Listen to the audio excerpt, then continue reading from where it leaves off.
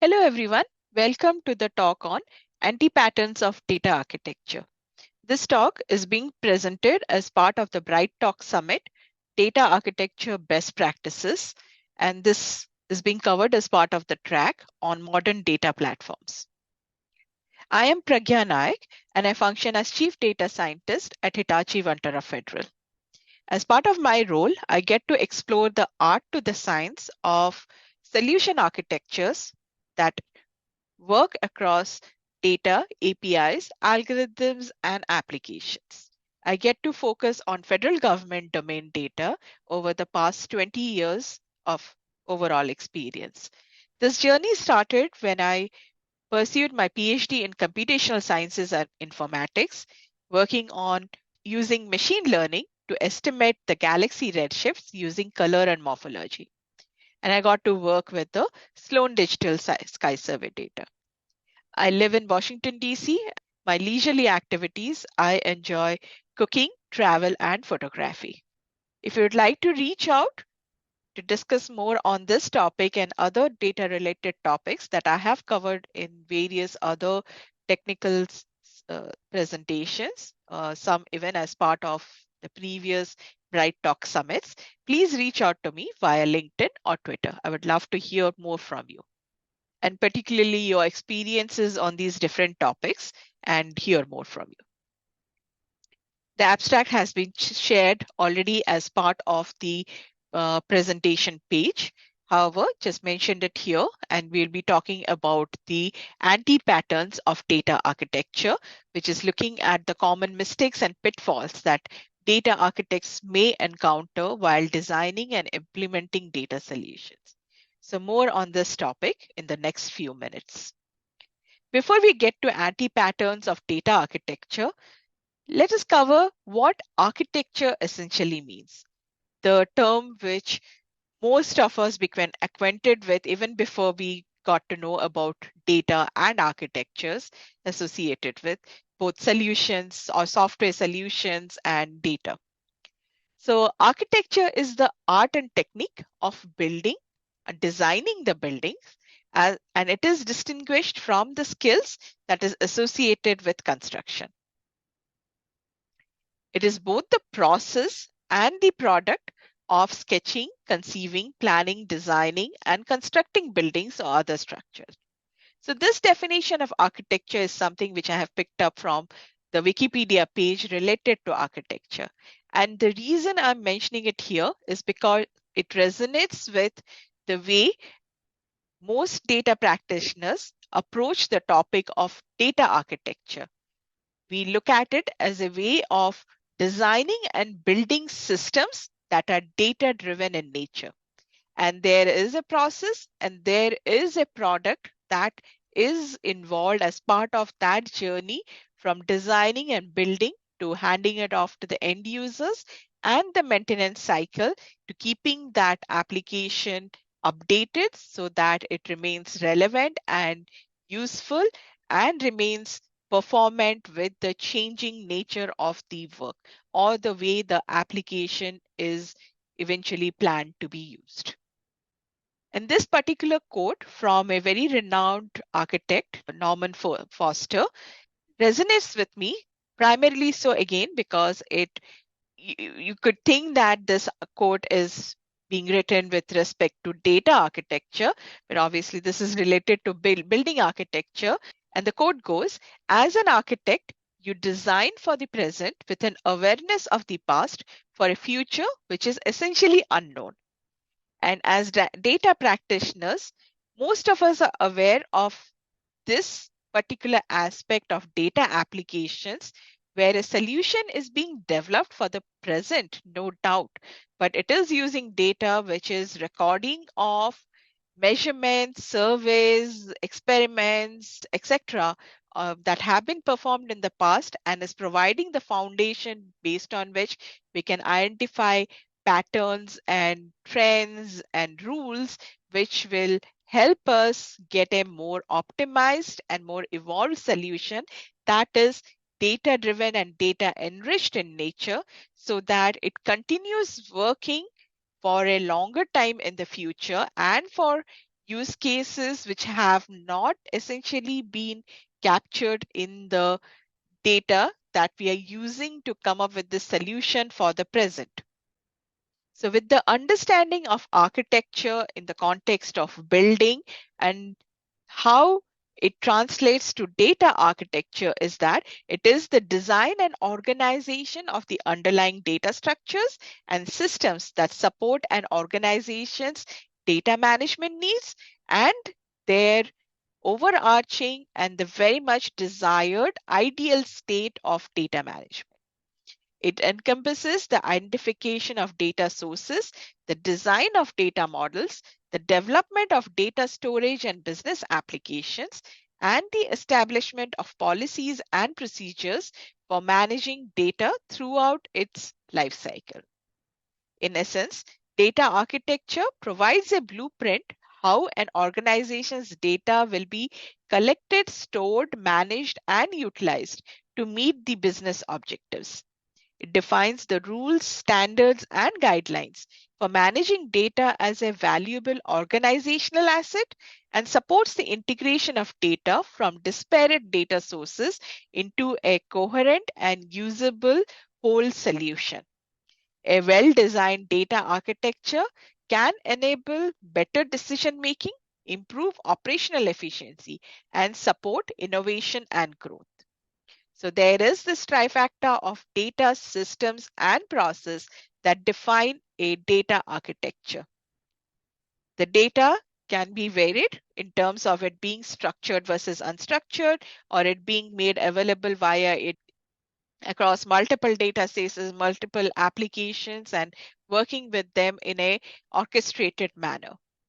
The systems can be varied as well in terms of being in an edge to core to cloud setup or being an on-premise setup versus being a cloud setup or a multi-cloud setup or even a hybrid setup, which is interestingly becoming more prevalent and relevant today. That is the hybrid based setup, which works with where a portion of the data is on premise versus and a portion of the data is in the various or one or more cloud providers, and you're working across this different infrastructure landscape to have a coherent single solution. And the process will take care of the data lifecycle as well as meeting the regulatory and compliance requirements that an organization, particularly in the public sector, has to adhere and report. So you can think of data architecture as a way of expressing culture, expressing the data culture of an organization, very much so like how the building architectures of a given city is an insight into the culture that was prevalent in that location over the, if not the past few centuries, it can be an insight into the past few decades. And interestingly, as I've already mentioned, data architecture gives the similar insight into how the organization has evolved over time in terms of treating data as a critical asset or as a strategical asset in terms of coming up with solutions and applications that work across the data sources and working on them as an integrated resource. So let us define anti-patterns before we go into the anti-patterns of data architecture. Anti-patterns is a term that comes from the software development parlance. It represents the common practices in software development that are considered to be ineffective or counterproductive. In the context of data architecture, there are several anti-patterns similarly that can hinder the effective management and use of data. These anti-patterns can have significant impacts on the effectiveness and efficiency of data architecture, so it's important to be aware of them and take steps to avoid them. So as per the definition of anti-patterns, there must be two key elements present to formally distinguish an actual anti-pattern from a, let's say, a simple bad habit, bad practice, or bad idea. So these are the two key elements. The first one being that certain repeated pattern of action, process, or structure that initially appears to be beneficial but ultimately produces more bad consequences than beneficial results. And the second key element to distinguish an actual anti-pattern from a simple bad habit, practice, or bad idea is that a refactored solution exists that is clearly documented, proven in actual practice, and repeatable in nature. No one intentionally wants to fail or insert a flaw in a software implementation, and similarly in a data implementation as well. But these anti-patterns, I'll repeat, look like they are the right way of solving a specific problem, but they introduce certain counterproductive outcomes. And certain examples, just to give you an idea of anti-patterns in software development before we move on to anti-patterns in data architecture, are dead code corresponds to code that has been left in the code base, either commented or uncommented. Commented code are typically left in the codes thinking that in some day in the future there'll be a need for it and I want it to be available here. That's a bad idea because not just it adds unnecessary code and size to the code file, but it also makes it difficult for somebody debugging in the future to be able to look beyond it when they are trying to focus on the specific problem to address, having to wade through this code which is not necessary. Or dead code can come in from a second scenario where it it is related to certain conditions, and those conditions are never going to occur.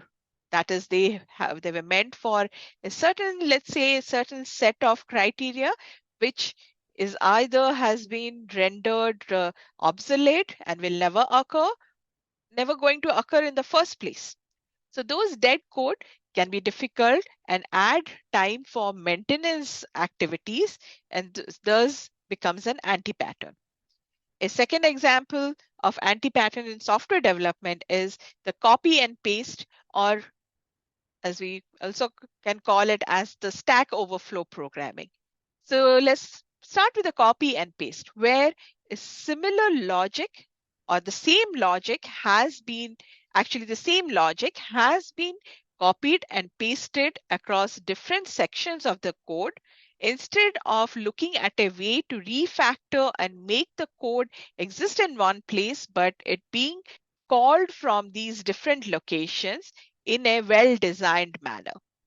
Or stack flow programming issue, or the anti-pattern, is when we pull codes from Stack Overflow because it has worked for someone, and then replicating it or copying it onto our own code base without understanding the logic, without understanding its impact. Similarly, having it repeated multiple times in the code as and when a need was identified for it without looking at refactoring so that it becomes a more well-designed part of your application. And the third and last example that I'll mention here, there are multiple other anti-patterns, but I thought these three will give you an idea as to what is meant by anti-patterns in software development parlance so that it becomes easier when I start mentioning the anti-patterns in.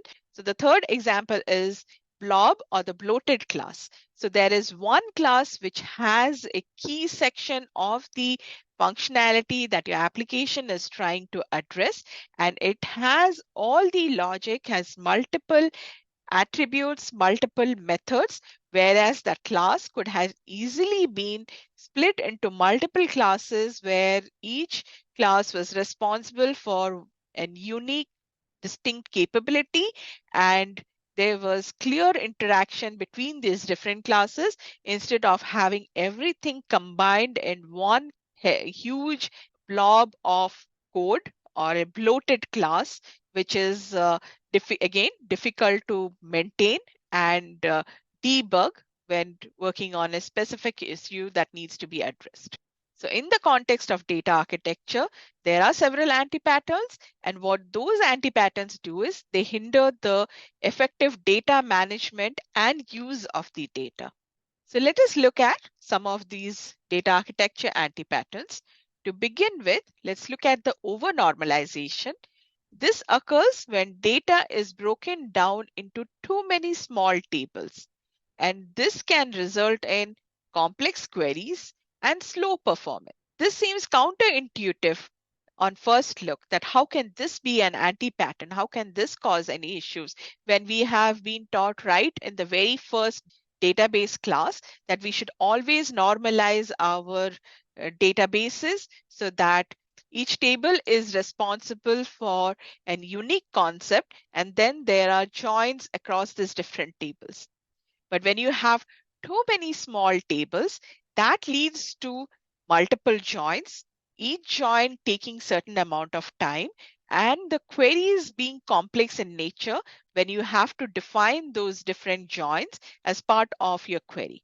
And then if this particular query is being executed multiple times, the time taken to perform these queries becomes immediately more observable than if it has been than if it was a one-time query execution. So it's always important to understand what is the right balance, how to have the right number of tables so we are not performing over normalization. We just have the right number of tables with the clear understanding of the concepts being addressed by the different tables, and that they are uniquely responsible for different capabilities. The other extreme of overnormalization is over-architecting, where this happens when architects create complex and unnecessary data models that are difficult to understand and thus becoming difficult to maintain, requiring a longer learning curve before somebody has a good handle on what that data model is trying to accomplish and being able to fix issues in it or be able to enhance it for any particular capability. Lack of standardization is a anti-pattern which literally every data practitioner faces sometime or the other in their experience. This occurs when data is not consistently defined and managed across the organization, leading to confusion and errors. There are often tables which have the same type of data, whereas they are being referenced either by different names, or there is a slight different, or there is a different mapping in the way the values of those tables are being represented, whereas they could conceptually mean the same thing.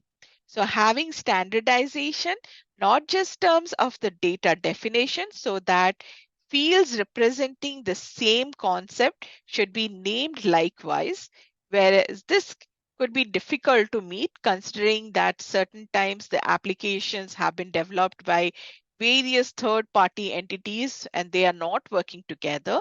So that's difficult to do, and they have their own data mappings. And so this challenge or this anti-pattern creeps in when there is data being pulled across multiple different databases and systems that have been developed by different entities, but having some sort of standardization, some way of representing that these different concepts, even though they have been named differently, they have a different mapping, they mean the same thing. Having that shared language and understanding is critical so that anybody looking for data in that space, they are aware of these multiple instances where the data is available and being able to leverage that as part of their data solution. And that leads on to data silos, where data is stored in different systems and cannot be easily shared or integrated. Data standardization is one challenge because of data in different systems and different entities having created those databases, applications, etc. But data silos is when guardrails have been placed so that data cannot move across different, let's say, different agencies, different departments within a given agency data, and so on. Or IT data doesn't work with payroll data, whereas they are likely referencing to the same employees in a given organization.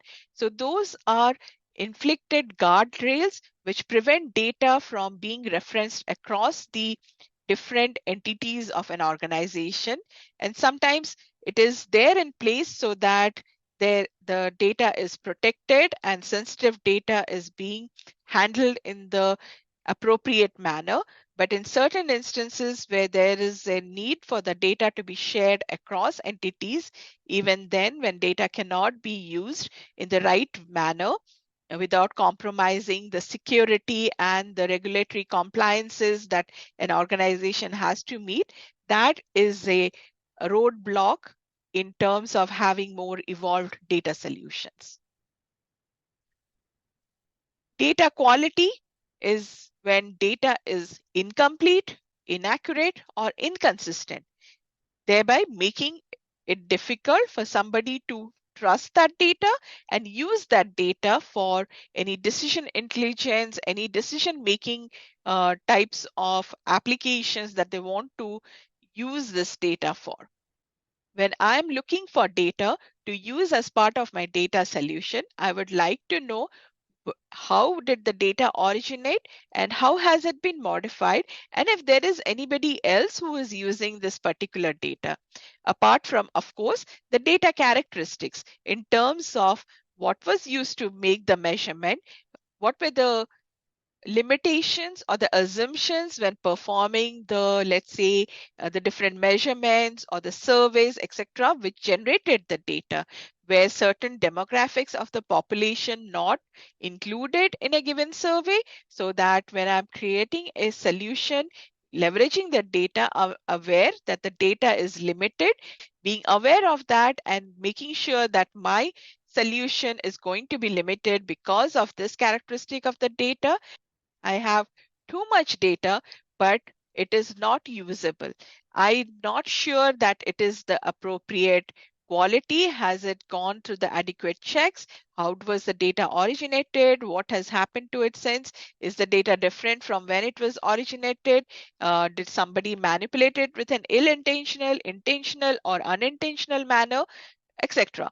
So some insight into the data and its characteristics will improve trust in the data and make the data more usable, thereby impacting the quality of the solutions that are in turn using the data as part of their solution development process. Scalability is definitely an anti-pattern. This happens when data architectures are designed without considering future growth and expansion, leading to performance issues and limitations. And often these systems are centralized system where it hasn't accounted for the fact that the system is likely to be used across geography, across different ranges of data, without a clear understanding of the usage of the system that is being developed and how it will function when the provided input is different, is widely different from what has been used to developing the system. And then another scalability concern is when there is synchronous communication involved in the solution process, and in disconnected environments or connected with limited connectivity, it becomes a huge challenge because it was tested or developed in an environment where there was consistent network connectivity and limited amount of data, where both these criteria of centralized system and synchronous communication were not as much of a challenge. But when the developed system is put out in a production mode for real world use, these both challenges become significant and make the system eventually unusable because of its inherent characteristics which make it less scalable compared to a system which would have been architected and designed with these considerations in mind. Security is in top of the mind of any application, and it is rightfully so when working with data-driven applications. So sensitive data protection and cybersecurity are equally relevant here and extremely important. When systems do not include sufficient measures to protect sensitive data, it leads to data breaches. And we have been hearing a lot about that in the recent news about different organizations being hit by different data breaches or other security issues.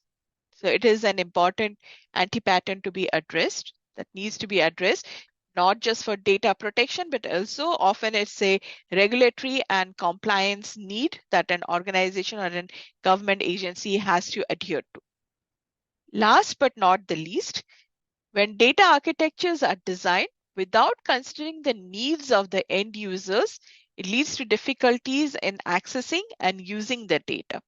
Every data solution should start with a clear understanding of the end users, why, what is causing problems, what are the challenges with the existing solution, and how can a data-driven solution overcome those challenges and provide a way of working that is better than what is currently at place.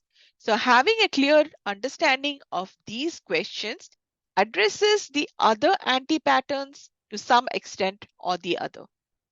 Not necessarily completely, but a good understanding of the why makes sure that the system is architected and takes care of the people, process, and technology challenges while making sure that the scalability and the security of the system is adequately configured while making sure that it is overcoming the challenges of the data silos and the data quality with standardization and the adequate design patterns in place to handle over normalization and over architecting.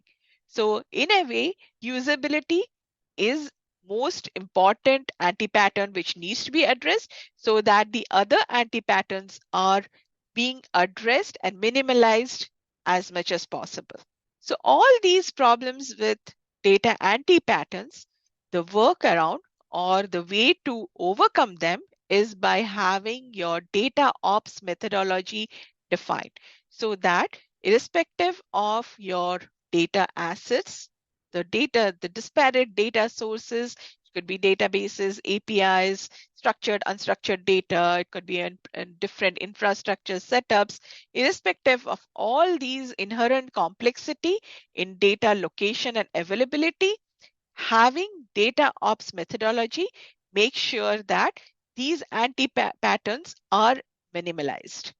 So the title should actually be Data Ops Against Data Patterns. Data ops helps organizations improve the efficiency and effectiveness of their data management practices. So in a way, it is the antidote for anti-patterns. And the different characteristics of data ops that help fight against these anti-patterns from creeping into a data solution is via these key characteristics. Streamlining data pipelines. DataOps emphasizes automation, collaboration, and continuous improvement, which can help streamline data pipelines and reduce the time and effort required to move data from source to destination, from disparate data sources, irrespective of their being information technology data, operational technology data, such as sensors, or across audio, video feeds, image feeds, across file shares, emails, chat messages, and things, data assets of varied nature like that, where are both structured and unstructured across different types of applications. Being able to work across these different data domains and working in an orchestrated manner so that all the data is usable and while making sure that the data quality and the trust associated with it is being enhanced in the process. Data ops focuses on data quality as a core principle, which can help ensure that data is accurate, complete, and consistent across different systems and applications. It encourages collaboration between different teams involved in data management, including data engineers, data scientists, business analysts, data analysts, machine learning engineers, you name the role. All these roles, and then data ops working to help ensure that everyone is aligned on the data goals and the priorities associated with them. Data ops emphasizes the iterative and incremental development associated with the agile process. And this can help organizations respond much more quickly to the changing data requirements and the business needs than without an agile driven development process. DataOps includes robust security and compliance controls to ensure that data is protected and it meets the regulatory requirements, taking care that the sensitive data is protected. It is not being accessed by resources who should not have access to the data, and it is being masked out as appropriate. Data ops definitely includes tools and processes to track and manage data lineage, for example, and which in turn can help improve transparency and accountability around data management practices. Data lineage gives a view across the source of the data, how it was transformed, and how it is being used downstream. Also leading to improvement in the data quality because you have insight into the entire data transformation journey, and thus impacting not just the data quality but its associated data trust as well. Overall, data ops can help advance good data architectures by providing a framework for managing data operations that is aligned with the principles of good data architecture, including collaboration, automation, continuous improvement, quality and governance, as well as security and compliance. So overall, data ops helps address a lot of the data architecture anti-patterns. Right data architecture will ensure the long-term success of a data-driven initiative. The architecture needs to enable the mission and vision of the organization based on the changing needs of the organization and availability of more evolved emerging technology. The architecture may require change. However, with the right foundation, totally pun intended, considering we started the presentation with references to building architectures, we have to end it with a quote from related to building architectures, but again, which is applicable to data architectures, and they need to be timeless so that it remains performant for longer than it would be without certain effective data ops practices in place. The quote goes, architecture should speak of its time and place, but yearn for timelessness. This was mentioned by a famous architect, Frank Gehry. And again, I think this quote also applies to data architectures, and their need to be timeless and have that characteristic as part of its entire development methodology.